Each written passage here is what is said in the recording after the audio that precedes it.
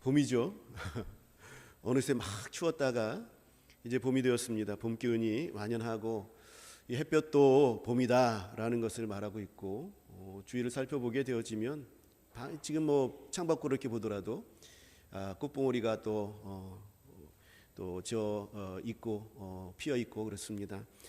하나님께서 베풀어 주시는 그러한 계절, 그 속에서 우리가 감사하며 또 살아갈 수 있기를 바랍니다.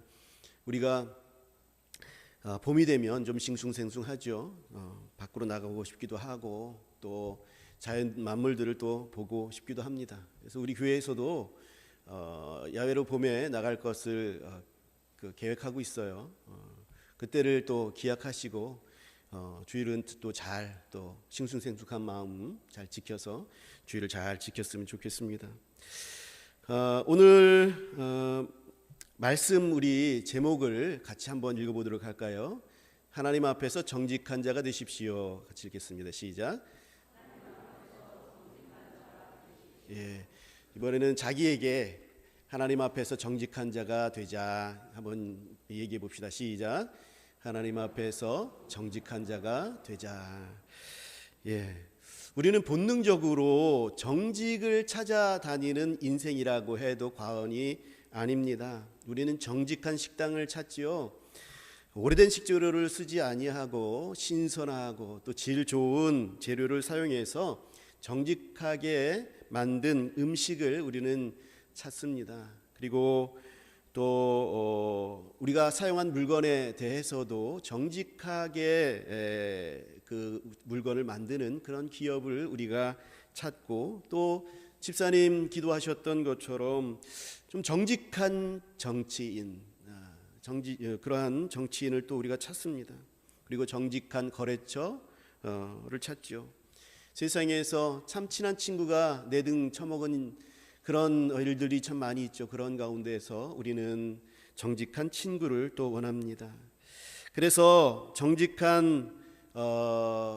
정직한이라는 그런 말을 그 컴퓨터에서 검색해 보니까 정직한 온라인 쇼핑몰, 정직한 화장품 회사, 정직한 제빵소, 이러한 이름들 붙여서 우리는 정직한 제품을 만듭니다. 정직하게 제품을 판매합니다라고 강조하고 있는 것들을 보게 됩니다. 그런데 나는 정직한 사람을 찾고, 정직한 기업을 찾고, 정직한 정치인을 찾고, 정직한 친구를 찾는데 정작 내가 정직한 사람인지 우리는 돌아보는 것에 소홀하게 되지요.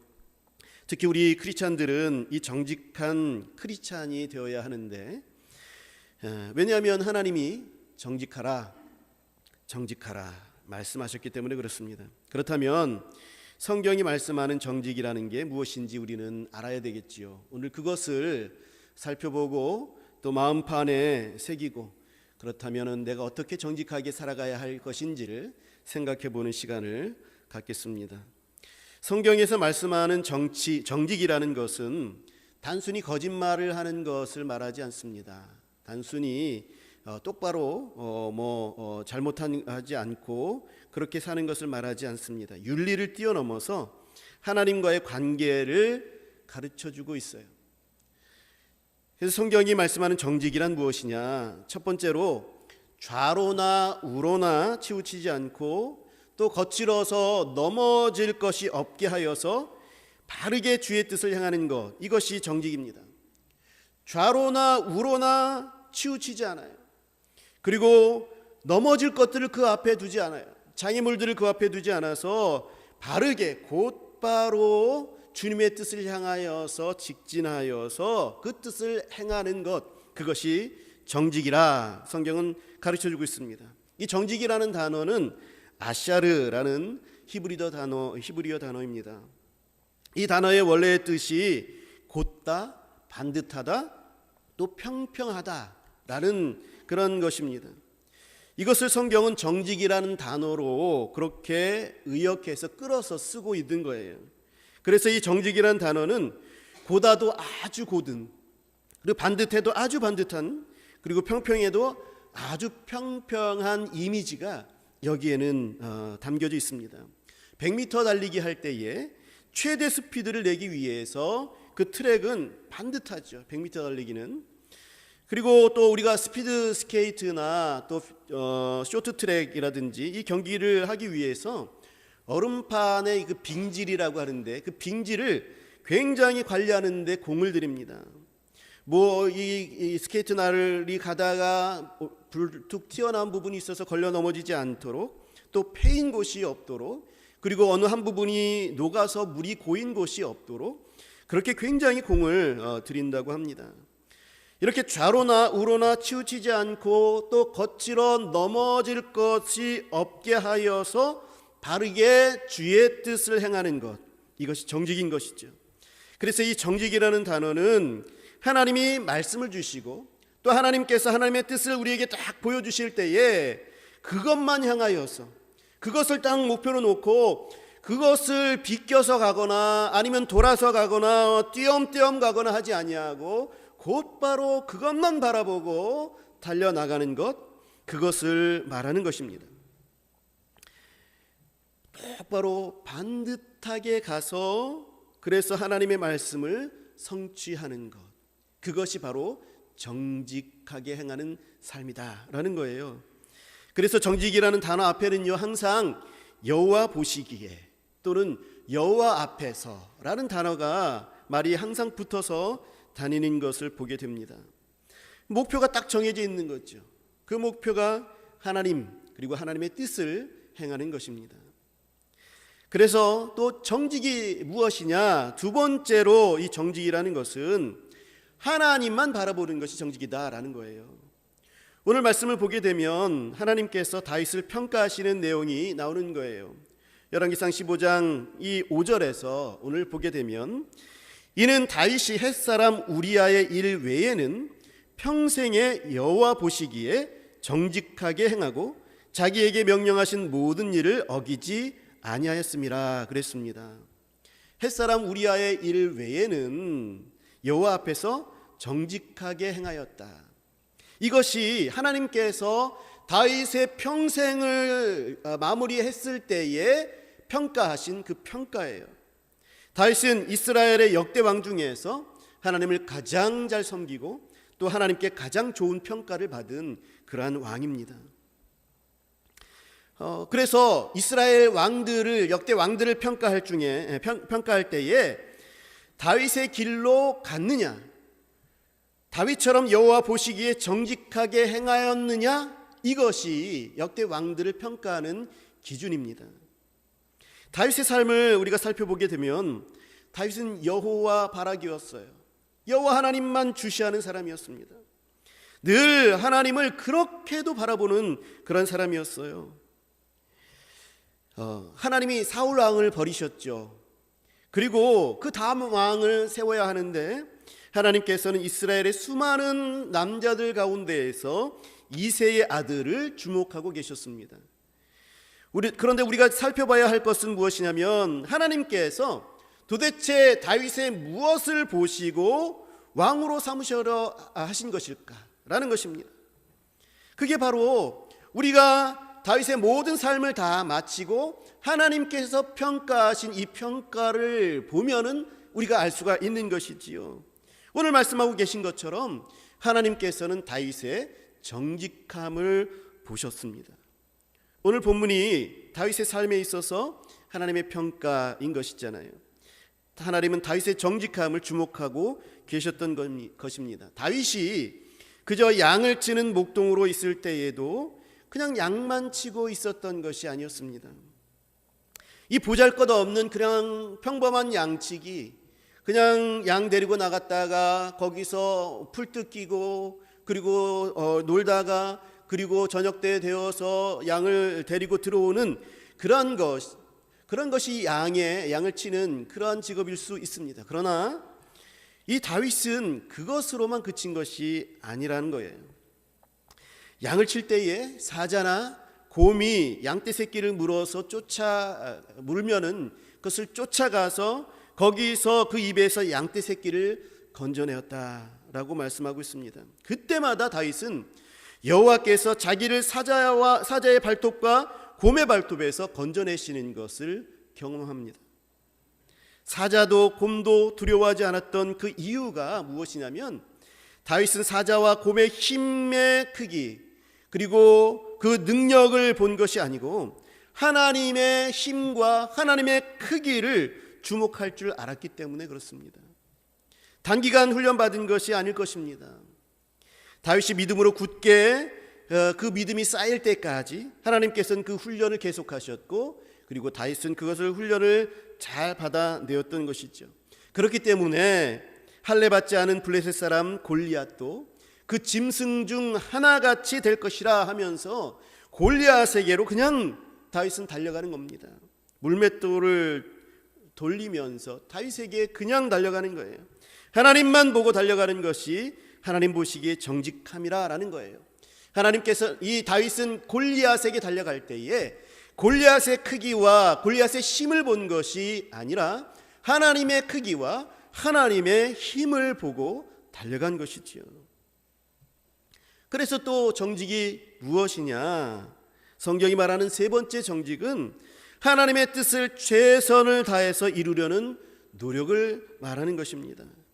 그래서 여호와 보시기에 정직하였다라는 것은 하나님이 목표를 보여주시면 다른 것 생각하지 아니하고 그것을 향하여서 최단 거리로 그것을 이루는 것, 그것이 정직하게 행하는 것입니다.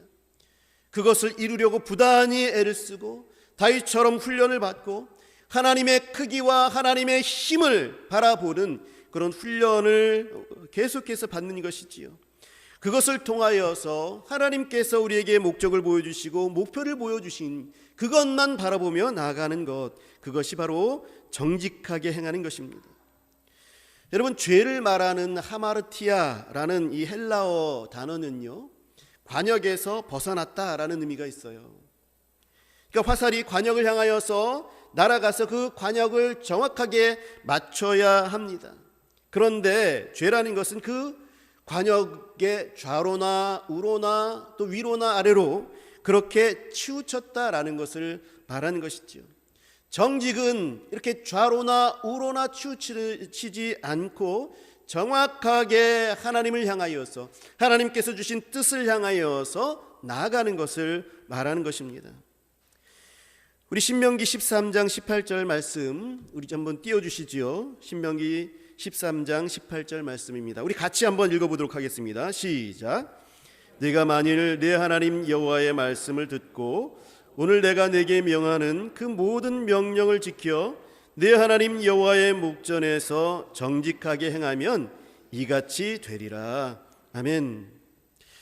하나님의 말씀을 듣고 그 명령하는 그 모든 명령을 지키는 것, 그것이 여호와의 목전에서 정직하게 행하는 것이에요. 그러니까 정직하게 행하는 것을 다시 한번 말하면 하나님께서 말씀하여 주시는 것을 목표로 삼고 그것을 다 지켜서 행할 때까지 직선으로 나가는 거예요. 굽지도 아니하고 또 장애에서 걸려서 넘어지지도 아니하고 좌로나 우로나 치우치지 아니하고 하나님의 목전에서 하나님 앞에서 그것을 향하여서 정직하게 행하는 것, 그것을 말하는 것입니다. 사랑하는 성도 여러분, 우리는 하나님의 말씀을 듣거나 하나님이 나에게 어떤 것을 깨닫게 하시면 잠시만요 하나님 그러면서 좀 재봅니다. 이거 하나님의 말씀대로 순종하게 되어지면 얼마나 고생하게 될까? 내가 이걸 할 수 있을까? 하나님이 말씀하시는 것보다 내게는 이쪽이 더 필요한 것 같은데 라고 하면서 내 머릿속에서 자꾸 재봅니다. 자꾸 하나님과 나 사이에 장애물을 놓게 되는 것이죠. 그래서 머뭇거립니다. 이 거칠 것을 치우는 것, 내가 넘어질 것을 다 없애고 그 길을 달려갈 수 있도록, 바르게 달려갈 수 있도록 그 장애물을 치우는 작업들, 이런 것들이 정직한 자가 해야 할 그러한 모습입니다. 다윗이 사울에게 쫓겨다닐 때에 사울을 죽일 수 있는 그런 기회가 참 많이 있었죠. 그런데 다윗은 죽이지 않습니다. 어쩌면은 다윗이 하나님의 왕으로 빨리 세워질 수 있는 기회인데 이것이 하나님께서 주신 목적이고 또 목표이지 않습니까? 그렇기 때문에 다윗은 빨리 하나님께서 이것을 주신 기회다라고 여기고 사울을 죽일 수 있었습니다. 그런 기회가 여럿 있었어요. 그럼에도 불구하고 이 다윗은 사울을 죽이지 않습니다. 왜냐하면 이때도 다윗은 하나님을 보고 있었기 때문에 그래요. 하나님께서 기름 부어 세우신 자를 자신의 손으로 죽일 수 없었기 때문에 그렇습니다. 이것이 하나님과 자신 사이에 장애물이 되는 것이기 때문에 그래요. 하나님을 늘 보고 있었기 때문에 하나님이 기준이 된 이 다윗은 그것을 하나님의 관역에서 벗어나는 것으로 보았습니다.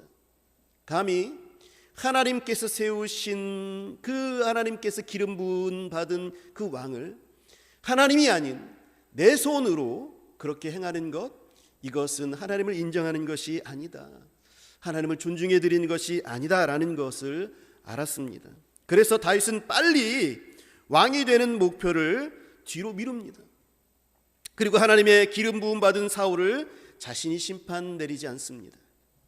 이것을 통해서 다윗은 하나님의 권위, 하나님 중심의 모습들을 인정해 드린 거죠. 하나님이 왕이신 것을 인정해 드린 것이죠. 하나님께서 나를 왕으로 기름 붓기 이전에 먼저 기름 부은 왕을 하나님의 기름 부은 자로 여기고 하나님의 권위를 인정해 드린 것입니다. 이게 자신이 왕이 빨리 되는 것보다 더 중요한 목표인 줄로 알고 있었습니다. 하나님과 나 사이에 장애물을 두지 않겠다. 이것이 다윗이 하나님께서 기뻐하신 이유인 것입니다. 이런 다윗을 하나님은 정직한 자로 여기는 거예요. 하나님께 집중하여서 하나님의 뜻을 이루는 것에 장애가 되는 모든 것은 자기의 자존심이나 자기의 왕의 자리라도 다윗은 버릴 수 있었던 것입니다. 그런 상황 가운데에서도 다윗은 하나님과 하나님의 뜻을 볼 수 있었던 거예요. 그런데 사울은 어땠습니까? 사울은 자기의 왕의 권위를 세우기 위해서 소집하여서 전쟁을 치르기 위해서 이스라엘 백성들을 모았는데 사무엘이 오지 않으니까, 그래서 점점 이 모였던 하나님의 백성들이 다 떠나가 버리니까, 내 왕의 권위가 세워지지 않으니까 자기가 먼저 사무엘 대신에 제사를 드리지 않습니까? 그것을 보고 하나님께서 진노하셨던 것이죠.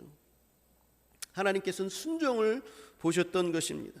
하나님과 나 사이에 다른 어떤 장애물도 놓지 않는 것, 그래서 그것을 치우고 최선을 다하여서 주님의 뜻, 하나님의 목표를 이루기를 위하여서 최선을 다하는 것, 그것이 정직하게 행하는 것입니다.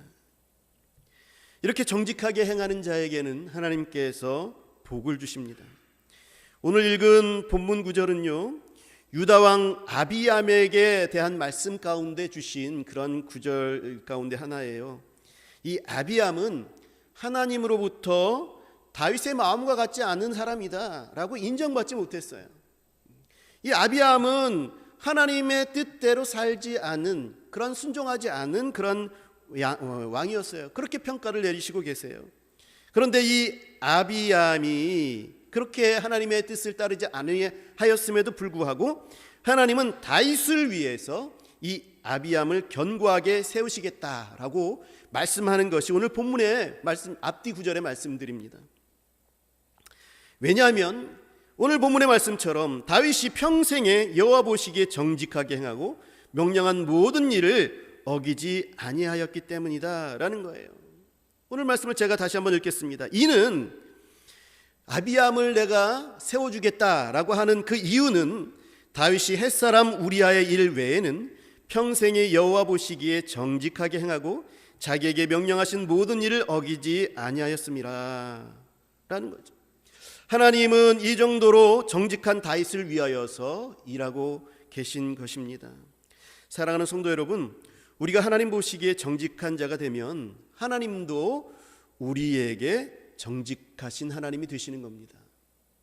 정직하다라는 것이 바르게, 그리고 치우치지 아니하고 하나님만 바라보는 것이지 않습니까? 하나님도 치우치지 아니하고 나만 바라보시는 거예요. 하나님께 우리가 주목하면 하나님께서도 우리에게 주목하여 주시는 것입니다. 이게 정직한 자가 받게 되는 복입니다. 시편 92편 15절에 보게 되면 여호와의 정직하심과 나의 바위 되심과 그에게는 불의가 없이 선포되리라, 이렇게 말씀하고 있어요. 이게 무슨 말이냐면 하나님께서 나를 위하여서 선포하신다. 나를 위해서 선언하시는데 무엇을 선언하시냐면 나에게 정직하실 것을 선언하십니다. 나의 바위가 되실 것을 선언하십니다. 그리고 하나님은 나에게 불의가 없을 것을 선언하신다라는 거예요. 여기서 보게 되면 하나님의 정직하심이 선언되고 있는데요, 내가 정직하게 너를 대하겠다라고 말씀하고 계시는 것입니다. 우리 하나님도 나를 바라보시는데 방해되는 그 어떤 것도 다 치우고 다 치워놓고 너에게 집중하시겠다라고 선언하시는 거죠. 이게 복이죠, 여러분. 하나님께서 너를 주목하여 보겠다, 내가 너를 지키겠다, 나는 너의 반석이 되겠다라고 말씀하여 주시는 그 주목하심, 그것이 바로 여호와께서 정직하시게 우리를 바라보신다라는 그런 의미인 것입니다. 이게 우리에게 큰 복이죠.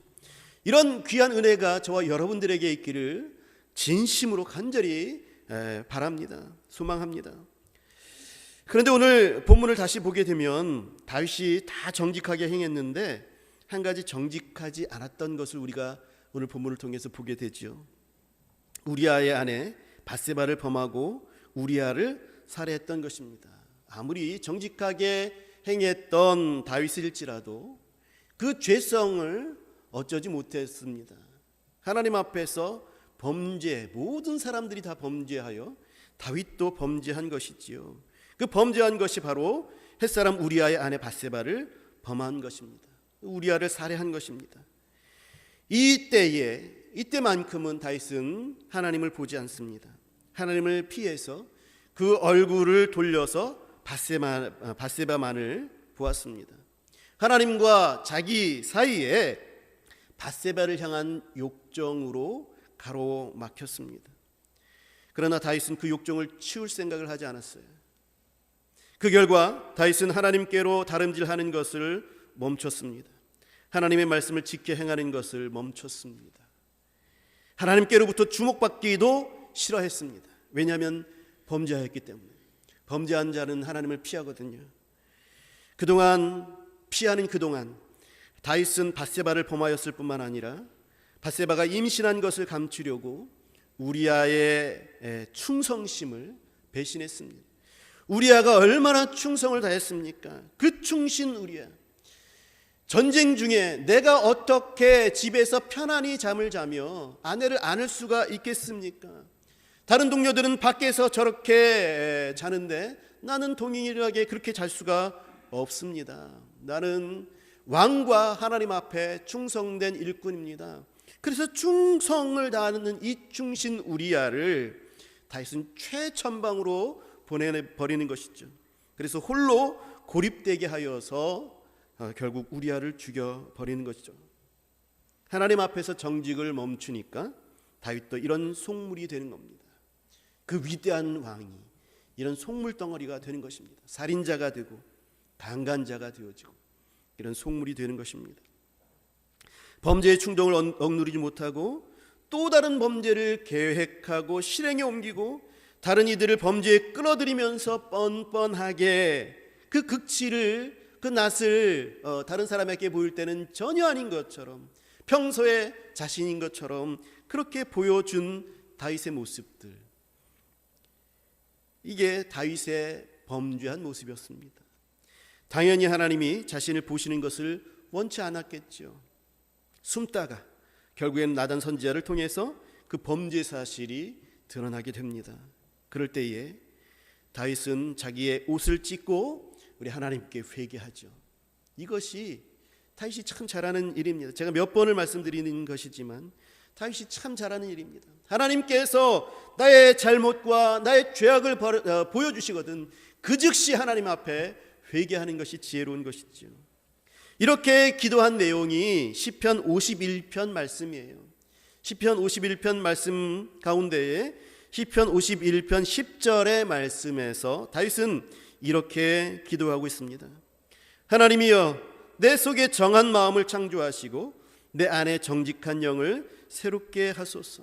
나단 선지자가 자신의 죄악들을 선언하며 그것이 당신의 죄입니다라고 말씀하실 때에 그 즉시 하나님 앞에 무릎 꿇고 기도한 내용입니다. 하나님이여, 내 속에 정한 마음을 창조하옵소서. 이 정한 마음이라는 것은 깨끗한 마음입니다. 창조해달라고 그렇게 하나님 앞에 간청하고 있어요.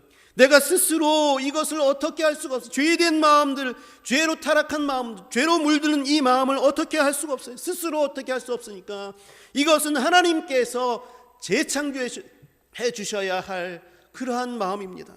그러니 하나님, 내게 정한 마음을 창조해 주십시오. 너무 내 죄가 더럽고 무겁습니다.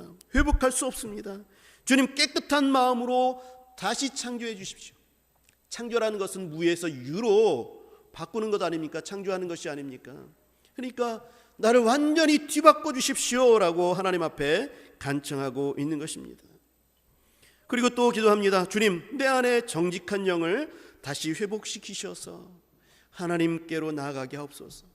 내가 지금까지 정직한 모습으로 하나님께 행하여 왔는데, 하나님만 바라보고 하나님의 뜻만을 바라보고 내가 달려왔는데, 내가 잠시 동안 정직하지 못했습니다. 그런데 내 죄가 너무 중하여서 다시 하나님 앞에 정직하지 못하겠나이다. 그러니 하나님, 내게 다시 한번 정직한 영을 회복시켜 주십시오. 정직한 영이 회복되길 원합니다. 기도하는 거예요. 그래서 하나님께로 다시 나아갈 수 있도록 도와주옵소서. 기도하는 겁니다. 나를 쫓아내지 마시고 성령을 거두지 마시옵소서. 구원의 즐거움을 다시 회복시키시고 내게 자원하는 심령을 주셔서 나를 붙들어 주시옵소서. 하나님 앞에 기도하는 겁니다. 정직한 영이 없으니 그 마음에 즐거움이 있을 리가 없죠. 자기에게 즐거운 마음을 회복시켜 달라고 또한 기도하는 것이 이 시편 51편의 말씀이에요. 나에게 다시 하나님께 주목하여서 주께로 직진하여 가면서 그 자원하는 마음을 가지고 다시 달려갈 수 있도록 기도하고 있습니다. 여기서 우리는 정직한 자가 그 정직함을 유지하는 데 필요한 요소들을 보게 됩니다. 늘 하나님 앞에서 회개하여서 정한 마음이 되어야 하는 것이죠. 정직한 영이 늘 새롭게 되어야 하는 것이죠. 우리는 다윗보다도 연약한 자들 아닙니까? 우리는 날마다 하나님 앞에 범죄하는 자들 아닙니까? 일주일을 하나님의 뜻 가운데 살려고 그렇게 애를 쓰지만, 그렇지만 하나님의 뜻에서 벗어나는 적들이 얼마나 많이 있습니까? 하나님의 뜻대로 순종하며 그 직진해서 나가야 되는데 좌로 치우치고 우로 치우치고 굽이 돌아가고 또 그 앞에 스스로 장애물들을 놓고 그것에 걸려 스스로 넘어지기도 하고 하는 우리들의 모습들이 아닙니까? 사랑하는 성도 여러분, 그래서 우리는 날마다 새로운 영이 창조되어져야 됩니다. 정한 마음이 창조되어져야 해요. 이것을 우리 스스로가 할 수 없어요. 그러니 하나님께 기도해야 하는 거예요. 하나님, 나에게 정한 마음이 새롭게 되도록 새 창조하여 주시옵소서. 하나님 아버지, 내가 다시 정직한 영이 회복되어서 주께 나아갈 수 있도록 인도하옵소서. 다시 정직하여 주께 직진하여 나아가길 소망합니다. 기도해야 되는 거예요. 이게 날마다 계속되어야 되는 것이죠.